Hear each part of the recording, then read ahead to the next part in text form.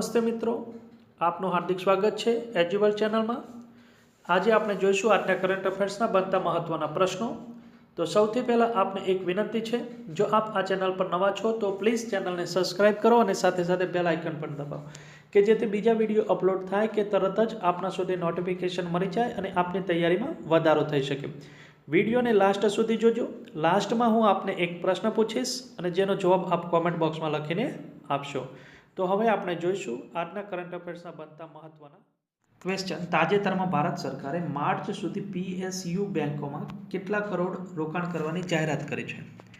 તો જવાબ આવશે ઓપ્શન એ 42,000 કરોડ।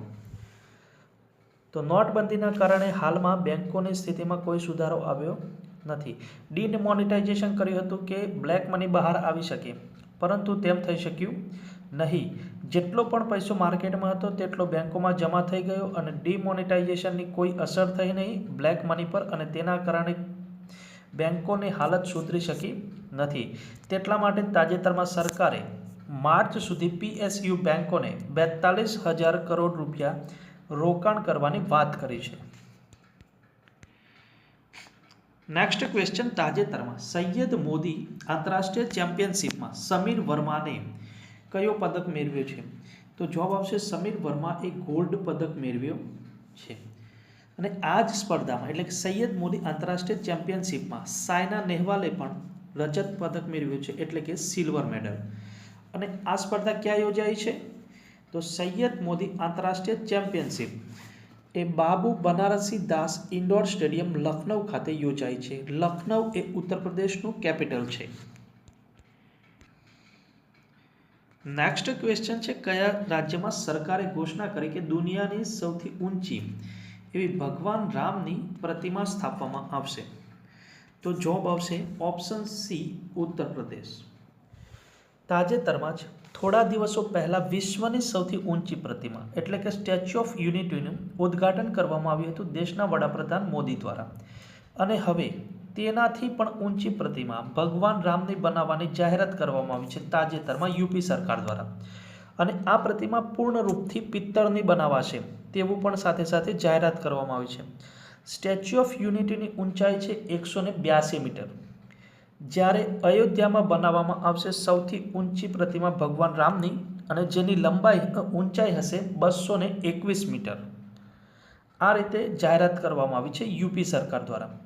વાત કરીએ યુપીની, તો યુપી એટલે ઉત્તર પ્રદેશના મુખ્યમંત્રી છે યોગી આદિત્યનાથ, જ્યારે કેપિટલ છે લખનઉ અને ગવર્નર છે રામ નાઈક। દુધવા નેશનલ પાર્ક એ ઉત્તર પ્રદેશ રાજ્યમાં આવેલો છે। નેક્સ્ટ ક્વેશ્ચન છે, રાષ્ટ્રીય શૂટિંગ ચેમ્પિયનશિપ 2018માં મનુ ભાકરે વ્યક્તિગત શ્રેણીમાં 25 મીટર જુનિયર પિસ્ટલ સ્પર્ધામાં કયો પદક મેળવ્યો છે? તો જવાબ આવશે ઓપ્શન બી સ્વર્ણ પદક મેળવ્યો છે। મનુ ભાકરે રાષ્ટ્રીય શૂટિંગ ચેમ્પિયનશિપ 2018 સ્પર્ધામાં 2 સ્વર્ણ પદક મેળવ્યા છે મનુ ભાકરે, એક વ્યક્તિગત શ્રેણીમાં અને બીજો ટીમ સાથે। કઈ ટીમ સાથે? તો હરિયાણાની ટીમ સાથે પણ સુવર્ણ પદક મેળવ્યો છે મનુ ભાકરે। આ સ્પર્ધામાં પુરુષ વર્ગમાં રવિ કુમારને અને મહિલા વર્ગમાં રાહી સરનોબતને પણ સુવર્ણ પદક મેળવ્યો છે। રાષ્ટ્રીય શૂટિંગ ચેમ્પિયનશિપ 2018નું આયોજન તિરુવનંતપુરમ ખાતે કરવામાં આવ્યું હતું। નેક્સ્ટ ક્વેશ્ચન છે, IFFI વિશેષ પુરસ્કારથી કોને સન્માનિત કરવામાં આવશે? તો જવાબ આવશે ઓપ્શન એ સલીમ ખાન। સલમાન ખાનના પિતા છે સલીમ ખાન, અને તેમને IFFIના વિશેષ પુરસ્કારથી સન્માનિત કરવામાં આવશે। IFFIનું ફૂલ ફોર્મ થાય છે the international film festival of ઇન્ડિયાનું તાજેતરમાં આયોજન કરવામાં આવ્યું છે ગોવાની રાજધાની પણજી ખાતે, અને આ વર્ષે 49મું સંસ્કરણ છે, જે તારીખ 20 થી 28 નવેમ્બર સુધી આયોજન કરવામાં આવ્યું છે ગોવા રાજ્યમાં। 28 તારીખે સલીમ ખાનને વિશેષ પુરસ્કારથી સન્માનિત કરવામાં આવશે। વાત કરીએ અન્ય 2018ની થીમ હતી તો ધ જોય ઓફ સિનેમા। 2018ની થીમ હતી ધ જોય ઓફ સિનેમા, જ્યારે ઓપનિંગ ફિલ્મ હતી the Aspern papers. Closing film હતી the sealed lips. Focus country હતી આ વખતે ઇઝરાયલ. ફોકસ સ્ટેટ હતું ઝારખંડ. IFFI 2018માં ડેન વોલમેનને લાઇફટાઇમ એચિવમેન્ટ એવોર્ડ મળ્યો છે કે જે ઇઝરાયલના ફિલ્મ નિર્માતા છે અને ઇઝરાયલ આ વર્ષે ફોકસ કન્ટ્રી છે જ્યારે ઝારખંડ રાજ્ય એ ફોકસ રાજ્ય છે. ત્યારબાદ નેક્સ્ટ પ્રશ્ન છે દેશના નવા ચીફ ઇલેક્શન કમિશનર તરીકે કોને નિયુક્ત કરવામાં આવ્યા છે? તો જવાબ આવશે option B Sunil Arora. 2 December 2018ના રોજ તેઓ શપથ લેશે અને આ નિયુક્તિ રાષ્ટ્રપતિ દ્વારા કરવામાં આવે છે.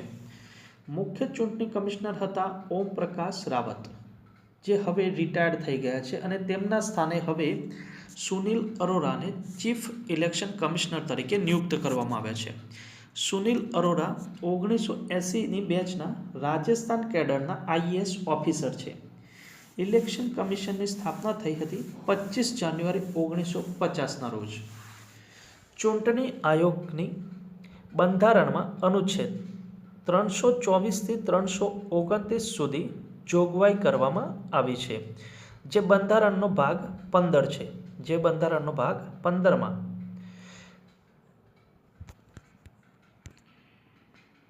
ચૂંટણી કમિશનરનો કાર્યકાળ 6 વર્ષ અથવા તો 65 વર્ષની ઉંમર બે પૈકી જે વહેલું હોય તે ગણાય છે. ચૂંટણી કમિશનરને મહાભિયોગ પ્રસ્તાવના આધારે પદ પરથી હટાવી શકાય છે. અનુચ્છેદ 324માં ચૂંટણી પંચની જોગવાઈ કરવામાં આવી છે. નેક્સ્ટ, સુપ્રીમ કોર્ટના જજોની સંખ્યા કોણ બદલી શકે છે? તો જવાબ આવશે ઓપ્શન બી કાનૂન દ્વારા સંસદ બદલી શકે છે. સંસદને કાનૂન બનાવવાનો અધિકાર છે. સંસદ કાનૂન દ્વારા જજોની સંખ્યા પણ બદલી શકે છે. પ્રારંભમાં સુપ્રીમ કોર્ટમાં 7 જજ હતા. આ સંખ્યા 1956માં 10 થઈ. ત્યારબાદ વર્ષ 1960માં 13, 1977માં 17 અને વર્ષ 1985માં 25 સંખ્યા હતી જે વર્તમાનમાં કુલ સુપ્રીમ કોર્ટમાં 31 જજ છે. કેટલા જજ છે વર્તમાનમાં? તો 31 જજ છે સુપ્રીમ કોર્ટમાં. નેક્સ્ટ પ્રશ્ન છે સુપ્રીમ કોર્ટમાં મુખ્ય ન્યાયાધીશ તરીકે કામ કરવા માટે ઉચ્ચ ન્યાયાલયમાં ઓછામાં ઓછા કેટલા વર્ષનો અનુભવ જોઈએ? તો જવાબ આવશે ઓપ્શન એ 10 વર્ષનો ઓછામાં ઓછો અનુભવ જોઈએ. 10 વર્ષ સુધી ઉચ્ચ ન્યાયાલયમાં ન્યાયાધીશ તરીકે કામ કરેલું હોવું જોઈએ. તાજેતરમાં 27 નવેમ્બરના રોજ નાસાના કયા યાને મંગળ ગ્રહ પર સફળતાપૂર્વક લેન્ડિંગ કર્યું છે? જી હા, તો નાસાનું તે કયું યાન છે? તો નામ આવશે ઇનસાઇટ. નાસાનું જે યાન છે ઇનસાઇટ તે મંગળ ગ્રહની યાંત્રિક રચનાની જાણકારી માટે મોકલવામાં આવ્યું છે જેનો અંદાજિત ખર્ચ $1 બિલિયન છે. આ યાનને આ વર્ષે જ 5 મેના રોજ લોન્ચ કરવામાં આવ્યું હતું કેલિફોર્નિયા ખાતેથી. હવે આ યાન 2 વર્ષ સુધી મંગળ ગ્રહ પર રહીને રિસર્ચ કરશે અને જાણકારી મેળવશે. આના પહેલાં અમેરિકાએ વર્ષ 2012માં ક્યુરિયોસિટી નામનું યાન મોકલ્યું હતું પરંતુ કંઈ ખાસ સંશોધન થઈ શક્યું ન હતું. ક્યુરિયોસિટી નામના યાનથી એટલી ખબર પડી હતી કે મંગળ ગ્રહ પર પાણી મોજૂદ છે. અચ્છા, વાત કરીએ મંગળ ગ્રહની તો ફોબોસ અને ડીમોસ આ બંને ઉપગ્રહ એ મંગળના છે. ત્યારબાદ જોઈએ તો લાલ ગ્રહ તરીકે ઓળખાય છે મંગળ ગ્રહ. હવે જે આ ઇનસાઇટ યાન મોકલવામાં આવ્યું છે તેનું ફૂલ ફોર્મ આપણે જોઈએ તો ઇનસાઇટનું ફૂલ ફોર્મ થાય છે interior exploration using seismic investigation. Repeat કરું છું, ઇનસાઇટનું ફૂલ ફોર્મ થાય છે interior exploration using seismic investigation. હવે આ યાન નાસા દ્વારા મોકલવામાં આવ્યું છે તો આપણે નાસાનું ફૂલ ફોર્મ શું થાય છે તે જોઈએ. તો નાસાનું ફૂલ ફોર્મ થાય છે national aeronautics space administration. Repeat કરું છું, નેશનલ એરોનોટિક્સ સ્પેસ એડમિનિસ્ટ્રેશન કે જેની સ્થાપના થઈ હતી 29 જુલાઈ 1958માં. તેનું હેડક્વાર્ટર્સ આવેલું છે વોશિંગ્ટનમાં. નેક્સ્ટ ક્વેશ્ચન છે, તાજેતરમાં યુએનઓડીસી દ્વારા એક રિપોર્ટ રજૂ કરવામાં આવ્યો છે. તે પ્રમાણે 2017માં પ્રતિદિન કેટલી મહિલાઓની હત્યા કરવામાં આવી છે? તો જવાબ આવશે ઓપ્શન ડી 137. આ રિપોર્ટ કર્યો છે યુએનઓડીસી દ્વારા રિપોર્ટ રજૂ કરવામાં આવ્યો છે, જે પ્રમાણે 137 મહિલાઓની પ્રતિદિન હત્યા કરવામાં આવી છે વર્ષ 2017માં. તો આપણે સૌથી પહેલાં જાણીએ યુએનઓડીસીનું ફૂલ ફોર્મ શું થાય છે. યુએનઓડીસીનું ફૂલ ફોર્મ થાય છે United Nations office on drugs and crime. United Nations office on drugs and crime, જેની સ્થાપના થઈ હતી વર્ષ 1997માં. હેડક્વાર્ટર્સ આવ્યું છે વિયના, ઓસ્ટ્રિયાની રાજધાની છે Vienna. Next, leg spinner Yasir Shah ને ટેસ્ટ મેચમાં એક જ દિવસમાં 10 વિકેટ લીધી છે તાજેતરમાં. તો તે કયા દેશનો ખેલાડી છે યાસિર શાહ? તો યાસિર શાહ ખેલાડી છે પાકિસ્તાનનો, એટલે કે ઓપ્શન બી આપણો સાચો જવાબ છે. યાસિર શાહે તાજેતરમાં જ ન્યૂઝીલેન્ડ સામેની ટેસ્ટ મેચમાં એક જ દિવસમાં 10 વિકેટ મેળવી લેતા તે વિશ્વનો ત્રીજો બોલર બન્યો છે આ રીતે ઇતિહાસ સર્જવામાં. પ્રથમ બોલર હતો જેમ્સ ચાર્લ્સ લેકર, જે ઇંગ્લેન્ડનો બોલર હતો અને તેને ઓસ્ટ્રેલિયાને 1956માં ઓલ આઉટ કર્યું હતું. ત્યારબાદ બીજો બોલર હતો તે અનિલ કુંબલે, આપણા દેશના જ હતા. તેમને 1999માં પાકિસ્તાન સામે એક જ દિવસમાં 10 વિકેટ લઈને ઇતિહાસ સર્જ્યો હતો. અને હવે યાસિર શાહ એ વિશ્વનો ત્રીજો બોલર બની ગયો છે અને તેને ન્યૂઝીલેન્ડ સામે એક જ દિવસમાં ટેસ્ટ મેચમાં 10 વિકેટ મેળવી છે. તો પાકિસ્તાનનો ખેલાડી છે યાસિર શાહ. વાત કરીએ પાકિસ્તાનની, તો કેપિટલ છે ઇસ્લામાબાદ.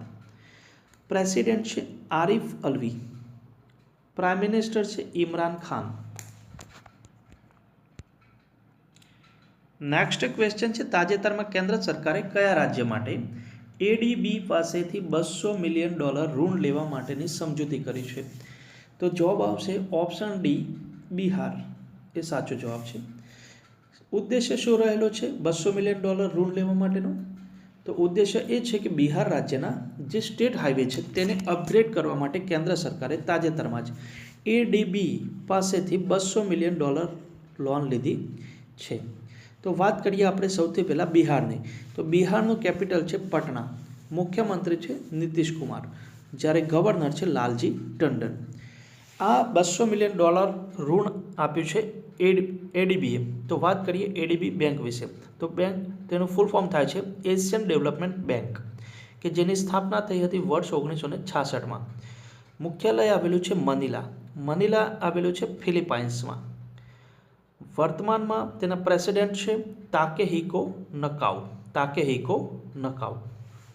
વિડીયો જો આપને પસંદ આવ્યો હોય તો લાઈક જરૂર કરજો અને કોમેન્ટમાં પણ લખજો કે જેથી પ્રોત્સાહન મળતું રહે.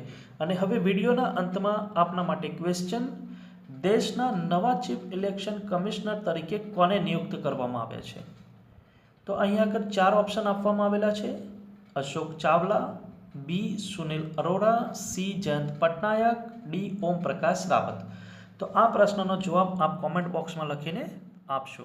Thank you. જય હિન્દ, જય ભારત.